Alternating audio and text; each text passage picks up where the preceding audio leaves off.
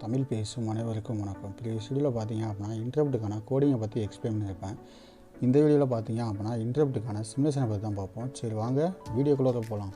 இப்போ தான் இந்த யூடியூப் சேனல் நீங்கள் ஃபஸ்ட் டைம் வாட்ச் பண்ணுறீங்க அப்படின்னா கீழே இருக்க ரெட் கலர் ஐக்கானை ப்ரெஸ் பண்ணி சப்ஸ்கிரைப் பண்ணிக்கங்க. கூடவே பக்கத்தில் இருக்க பெல் ஐக்கானை ப்ரெஸ் பண்ணி ஆல்னு கொடுத்துங்க.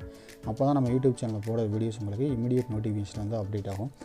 இது பார்த்திங்க அப்படின்னா ப்ரீவியஸாக ஓப்பன் பண்ணி வச்சிருந்த கோடிங் தான். அந்த கோடிங் என்ன பண்ணுறேன் அப்படின்னா நான் மினிமேக்ஸ் கம்பைல் பண்ணுறப்போ பார்த்திங்க அப்படின்னா நமக்கு எந்த ஒரு எரரும் கிடையாது. ஆட்டோமேட்டிக்காக என்ன ஆயிடுச்சு, பில்ட் ஆகிடுச்சு. வார்னிங்ஸ் தான் காமிக்குது. வார்னிங்ஸ்னால எந்த இஷ்யூவும் கிடையாது. நம்ம என்ன பண்ணிக்கலாம், நம்ம டேரெக்டாக டன் கம்பைலிங்னு வந்துருச்சு. அப்போ அதனால் என்ன பண்ணிக்கலாம், இதுக்கான சிமுலேஷன் ஓப்பன் பண்ணலாம். ஓகே, நான் என்ன பண்ணியிருக்கேன், ப்ரோடிஎஸ் 8.3ல் சிமுலேஷன் வந்து ஓப்பன் பண்ணுறப்போ ஒரு சிலர் பார்த்திங்க அப்படின்னா ப்ராஜெக்ட் பேக்கப்ஸ், நான் ப்ராஜெக்ட் ஃபைலில் வந்து என்ன பண்ணுறேன், கீழே டிஸ்கிரிப்ஷனில் லிங்க்கில் கொடுத்துருப்பேன். லிங்க்கில் நீங்கள் டவுன்லோட் பண்ணதுக்கப்புறம் இன்டரப்ட் டிசைன் நேம் கொடுத்துருப்பேன். அந்த டிசைன் வந்து நீங்கள் ஓப்பன் பண்ணி டேரெக்டாக பார்த்துக்கலாம். 7.7ல் ஓப்பன் பண்ணுறப்போ எந்த ஒரு இஷ்யூ இல்லை, டேரெக்டாக உங்களுக்கு ஓப்பன் ஆச்சு. ஆனால் வந்து நீங்கள் வந்து இப்போ ப்ரோடிஎஸ் 8.13ல் ஓப்பன் பண்ணுறப்போ ப்ராஜெக்ட் பேக்கப்ஸ் அப்படின்னு ஒரு ஃபைல் ஜெனரேட் ஆகும். நீங்கள் இங்கே இருக்க ஃபைலை வந்து ஒரு சில இதில் வந்து நீங்கள் ஓப்பன் பண்ணணும். ஒரு சில இதில் பார்த்தீங்க அப்படின்னா நான் இங்கே இருக்க ஃபைலை ஓப்பன் பண்ணாவே எனக்கு என்ன ஆகும், என்னோடய டிசைன் வந்து கரெக்டாக ஓப்பன் ஆகிடும்.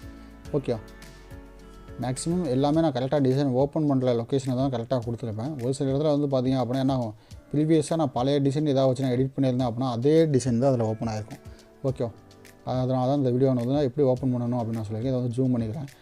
ஓகே, இதோட சர்க்யூட் டயக்ராமில் பார்த்திங்க அப்படின்னா என்ன பண்ணியிருக்கேன், ஆர்பி நாட் இன்ட்டுன்னு போட்டிருக்கேன். அந்த இன்ட்டில் வந்து என்ன பண்ணியிருக்கேன், ஒரே ஒரு பட்டன் கனெக்ட் பண்ணிட்டேன். அந்த பட்டனுக்கு என்ன பண்ணியிருக்கேன், புல் டவுனில் ஒரு ரெசிஸ்டர் மட்டும் கனெக்ட் பண்ணியிருக்கேன். ஒரு 10 kΩ ரெசிஸ்டர் கனெக்ட் பண்ணிட்டு ஒரு எல்சிடி வந்து நான் இன்டர்ஃபேஸ் பண்ணியிருக்கேன். இப்போ என்ன பண்ணுறேன், என்னோடய கோடிங் வந்து நான் அப்லோட் பண்ணுறேன். ஏன்னா நம்ம ஃப்ரீ இன்டரப்ட் என்ன பண்ணுறோம், டிசேபிள் பண்ணோம். ஓகே, இப்போ என்ன பண்ணுறேன், இந்த prg.hex இந்த ஃபைலை வந்து அப்லோட் பண்ணிட்டேன். உங்களுக்கு ஒரு கன்ஃபர்மேஷனுக்காக நான் என்ன பண்ணுறேன், எகைன் ஒரு டைம் ஷோ பண்ணிவிட்டு அதுக்கப்புறம் கம்பைல் பண்ணிவிட்டு நான் இது பண்ணுறேன். Okay, PEIE free interrupt enable இது வந்து என்ன பண்ணுறேன், ஹைட் பண்ணிட்டேன். ஏன்னா டபுள் ஸ்லாஷ் சியை வந்து டபுள் ஸ்லாஷ் போட்டோம்னா என்ன அர்த்தம், இக்னோர் பண்ணியிருக்கேன்னு அர்த்தம். அப்போ அந்த லைன் இக்னோர் ஆகிடுச்சு. இப்போ என்ன பண்ணுறேன், கம்பைல் பண்ணுறேன். ஓகே, கம்பைல் பண்ணிவிட்டு இப்போ என்ன பண்ணுறேன், இந்த கோடிங் வந்து ப்ளே பண்ணிட்டு இப்போ என்ன பண்ணுறேன், என்னோடய நேம் பார்த்திங்க அப்படின்னா இங்கே வந்து வெல்கம்னு பிரிண்ட் ஆகும். இப்போ வெல்கம் பிரிண்ட் ஆகிடுது. எப்போ ஒயில் லூப்பில் போது என்ன ஆகும், இந்த வெல்கம் வந்து சென்டரில் வரும். அதுக்கப்புறம் நம்ம என்ன பண்ணலாம், சுவிட்சை ப்ரெஸ் பண்ணலாம். ஓகே, இப்போ வந்து என்ன ஆச்சு, வெல்கம் சென்டர் வந்துச்சு. இப்போ என்ன பண்ணுறேன், சுவிட்சை ப்ரெஸ் பண்ணி ப்ராஜெக்ட் பேக்கர் நான் சுவிட்சை ரிமூவ் பண்ணியாரேன். எனக்கு அப்படியே தான் இருக்கும். ஏன்னா நம்ம சம் டிலே போட்டுருந்தோம்னா டிலேக்காக இங்கே ஒர்க் ஆகுது. இப்போ நான் சுவிட்சை எகைன் ப்ரெஸ் பண்ணேன், எனக்கு ப்ராஜெக்ட் பேக்கர் மற்ற கோடிங் ஆச்சுன்னா என்ன ஆகும், ரொம்ப காம்ப்ளிகேட்டடாக நமக்கு ஒர்க் ஆகும்.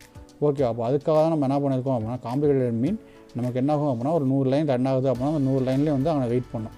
ஓகே, அப்போ அதுக்காக தான் என்ன பண்ணியிருக்கோம் அப்படின்னா இங்கே வந்து ப்ராஜெக்ட் பேக்கர்னு கொடுத்துட்டு நான் ஒரு 2 லைன்லாம் கோடிங் முடிச்சு நீங்கள் என்ன பண்ணுங்கள், 100 லைனில் வந்து ரைட் பண்ணுங்கள். இப்போ ஏன் வெல்கம் வந்துச்சு அப்படின்னா நம்ம என்ன பண்ணுறோம், அந்த இன்டரப்ட் வந்த உடனே உள்ளே வந்து சம் டிலே போட்டு அதுக்கப்புறம் என்ன பண்ணிட்டோம், t=0 கொடுத்தோமா. அப்போ t=0 என்ன ஆகும், எனக்கு இன்டரப்ட் விட்டு உள்ளே அந்த ஃபங்க்ஷனுக்குள்ளே போய்ட்டு எகைன் வெளியே வந்துடும். எகைன் நீங்கள் என்ன பண்ணுவோம், இன்டரப்ட் ரிமூவ் பண்ணிட்டு எகைன் இன்டரப்ட் கொடுத்தீங்க அப்படின்னா என்ன ஆகும், மறுபடியும் அங்கேயே நிற்கும். இப்போ மறுபடியும் என்ன பண்ணுறோம், இன்டரப்ட் கொடுத்து மறுபடியும் அங்கேயே நிற்கும்.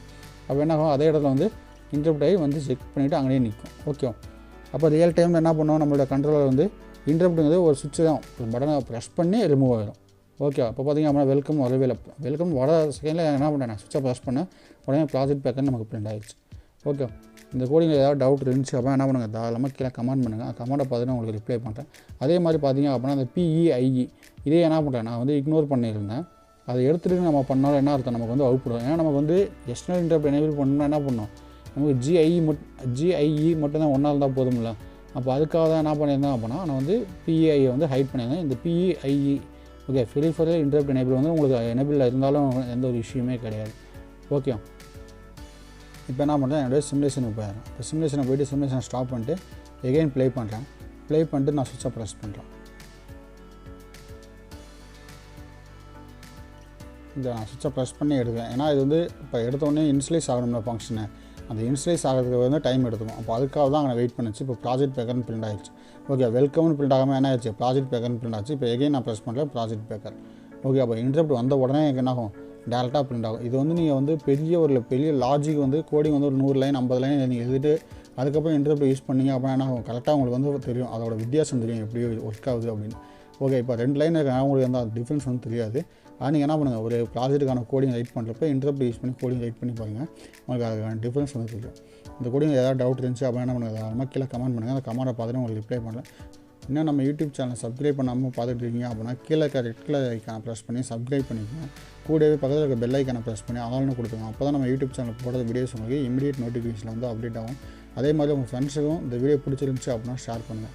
Okay thank you.